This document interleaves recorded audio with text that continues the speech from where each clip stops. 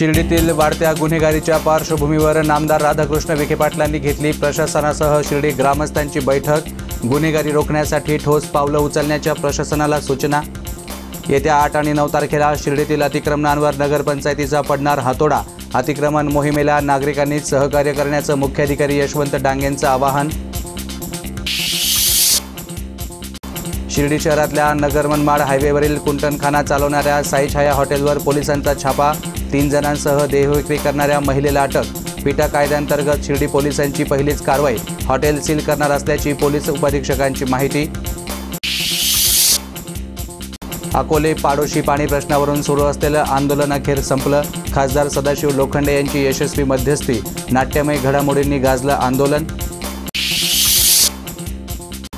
आणि श्रीगोंद्याचे आमदार राहुल जगताप यांचा विवाह सोहळा थाटात संपन्न।